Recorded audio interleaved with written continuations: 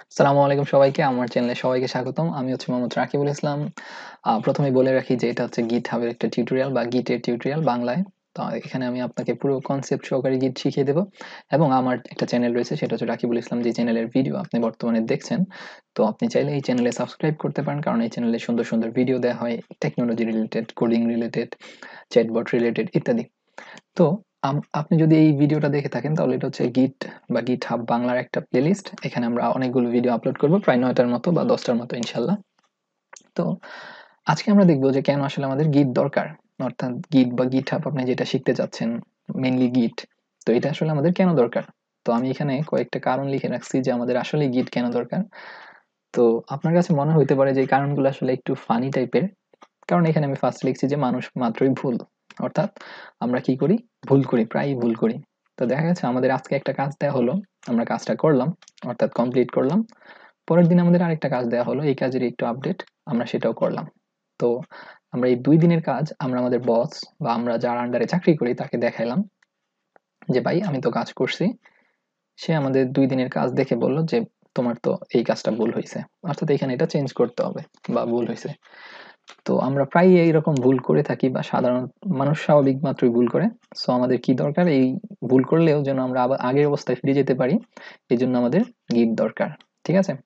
এরপরে ২য় কারণটা যদি আমরা দেখি যে ভাই, মানুষ মাত্রই মরণশীল। অর্থাৎ একদিন না একদিন আমাদেরকে কি করতে হবে? অর্থাৎ আমরা আসলে চিরদিন এখানে থাকবো না। সো আমাদের কোডটা যেন থেকে যায়। অর্থাৎ আমাদের যদি কম্পিউটার, সাধারণত মানুষ যেহেতু মরণশীল, সো কম্পিউটার নষ্ট হয়ে যেতে পারে।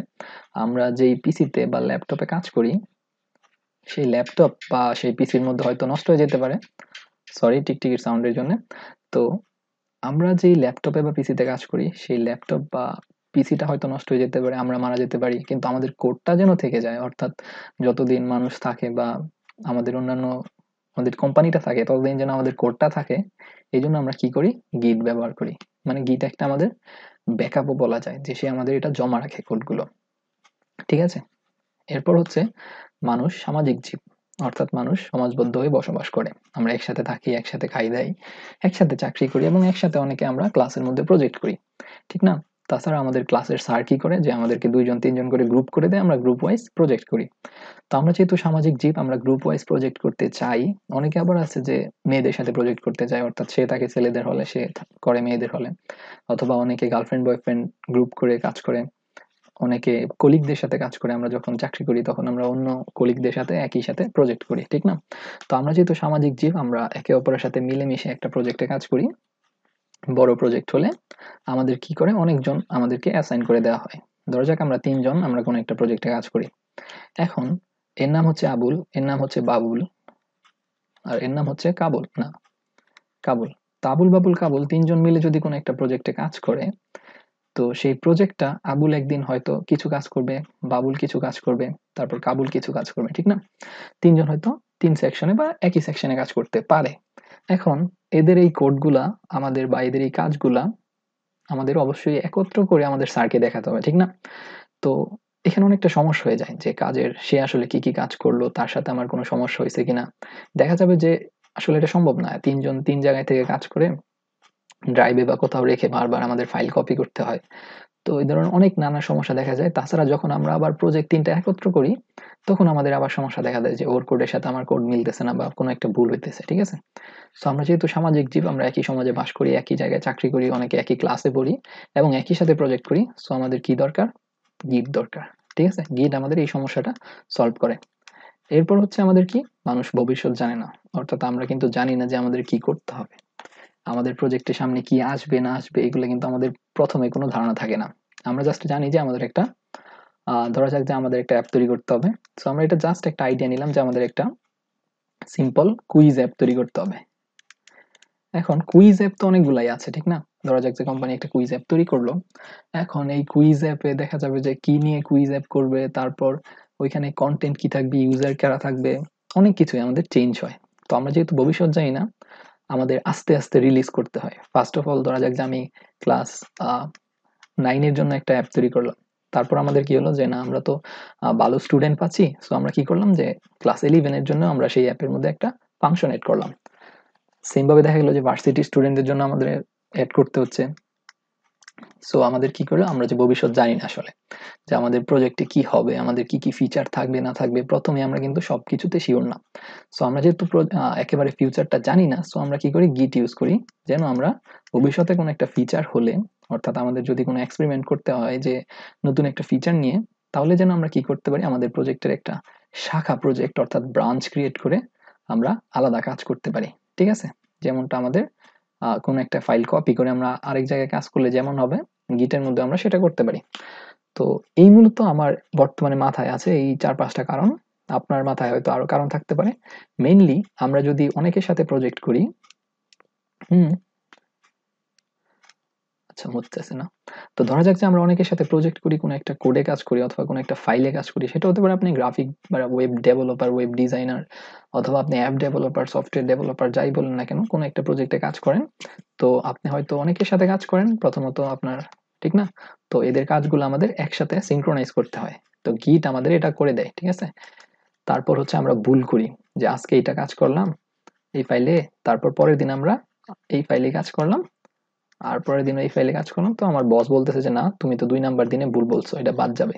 তো আমরা আমাদের আবার আগের অবস্থায় ফিরে যাইতে হয় যে এই ৩ নাম্বার দিন থেকে আমাদের এই ২ নাম্বার দিন বাদ দিয়া আমাদের এই অবস্থায় আসতে হয়, ঠিক না? তো আমরা ভুল করি, আমরা কি করি, সামাজিক জীব, একত্রে থাকতে চাই। তারপর আরেকটা কারণ ছিল আমরা ভবিষ্যৎ জানি না।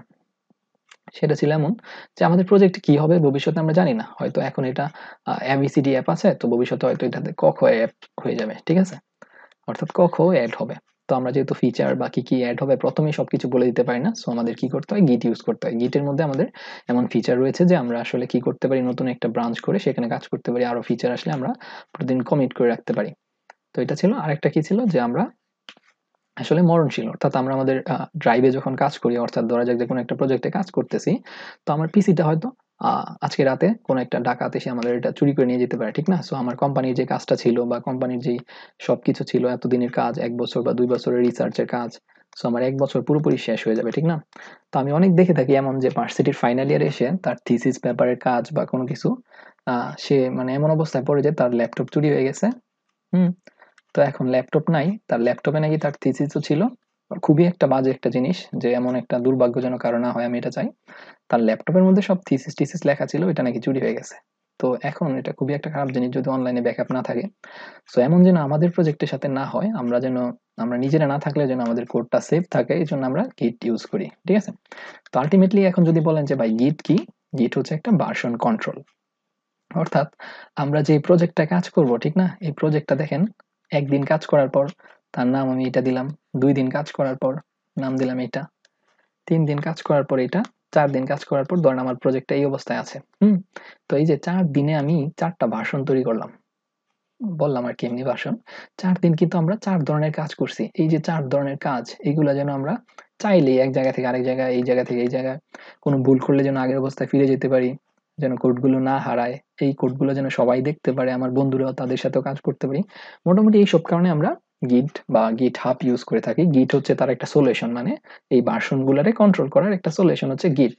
তো গিট হচ্ছে খুবই এফিশিয়েন্টলি কাজ করে আপনার এই ফাইলগুলারে সেভ করার জন্য। সে কি করে, আপনার এই ফাইলগুলোর ভার্সন সে জমা রাখে, অর্থাৎ সুন্দর করে সে দেখতে পারে যে কি কি চেঞ্জ আপনি করতেছেন এই ফাইলের মধ্যে, কোন জায়গায় চেঞ্জ হয়েছে, কি কি আপনি করতেছেন, সবকিছুই এই গিট বেচারা সবকিছু দেখতে পারে। তারপর সে আমাদেরকে সলিউশন দেয় যে ভাই ঠিক আছে, আপনি যদি এটাতে যাইতে চান, আমরা বলবো গিট ভাই আমার তো ভুল হয়েছে, আমি আগের অবস্থায় যাইতে চাই ২ নাম্বার দিনে। তখন সে বলবে ঠিক আছে এই নাও ২ নাম্বার ফাইল, সে আমাকে দিবে। আমি যদি বলি যে ভাই আমার ৩ নাম্বার দিনে যেতে হবে, সে আমাকে ৩ নাম্বার দিনের ফাইলগুলো দিয়ে দিবে, ঠিক আছে? আমি যদি চাই যে না ভাই আমার নতুন আরেকটা কপি লাগবে, তখন সে আমাকে কপি করে আরেকটা ব্রাঞ্চ করে দেবে। আমি যদি বলি যে ভাই আমার অনলাইনে এটা আপলোড করতে হবে, সে এটাও করে দেবে, ঠিক আছে? তো আমরা মেইনলি আজকে জানলাম যে কি, গিট আমরা কেন ইউজ করব। তো আমাদের মনে রাখতে হবে যে গিট আমরা কেন ইউজ করব। প্রথমত আমরা আসলে ভুল করি, আমরা জানি না আমাদের আজকের কাজ হচ্ছে কিনা। হুম, আমরা আবার আগের অবস্থায় ফিরে যেতে চাই। তারপর দ্বিতীয় কারণ হচ্ছে আমরা মরণশীল, অর্থাৎ আমরা মরে যাবো একদিন। তারপর হচ্ছে আমাদের এই কোডগুলো থাকবে না, আমাদের ল্যাপটপ চুরি হয়ে যেতে পারে, এই জন্য আমরা গিট ইউজ করি যেন আমাদের প্রজেক্ট ব্যাকআপ থাকে। তারপর হচ্ছে আমরা সামাজিক জীব, আমরা একই সাথে কাজ করি, একই সাথে প্রজেক্ট করি। সো আমাদের একই সাথে সিনক্রোনাইজ করার জন্য আমরা গিট ইউজ করি, যেন গিট আমাদের এই প্রজেক্টটা সবার সাথে মিলেমিশে আমরা কাজ করতে পারি। তারপর হচ্ছে আমরা ভবিষ্যৎ জানি না, যে আমাদের ভবিষ্যৎ কি ফিচার থাকবে সেটা আমরা আসলে জানি না। সো আমাদের গিট ইউজ করতে হয়। তো আলটিমেটলি এটা ছিল সিম্পল, কেন আমরা গিট ইউজ করি বা কেন আমাদের গিটের দরকার। তো এর পরের ভিডিওতে আমরা কথা বলবো যে গিট আসলে কি এবং এটা কিভাবে কাজ করে। ঠিক আছে? তো এই ভিডিওটা খুবই ইম্পর্টেন্ট হতে যাচ্ছে। অবশ্যই দ্বিতীয় ভিডিওটা দেখবেন, কারণ এটার মধ্যে আমরা দেখবো যে কিভাবে আসলে কাজ করে। এটা যদি আপনি দেখেন তাহলে এই ভিডিওতে আমি পুরো ডিটেইলসে বলবো যে গিট আসলে কিভাবে কাজ করে। তারপর আমরা কাজ শুরু করব প্র্যাকটিক্যালি। অর্থাৎ আমাদের এই ২ টা ভিডিও হবে থিওরিটিক্যালি। তো আমি আশা করি আপনি ভালো আছেন এবং ভালো থাকবেন। পরের ভিডিও দেখার জন্য আমন্ত্রণ রইল। ভালো থাকবেন। টাটা।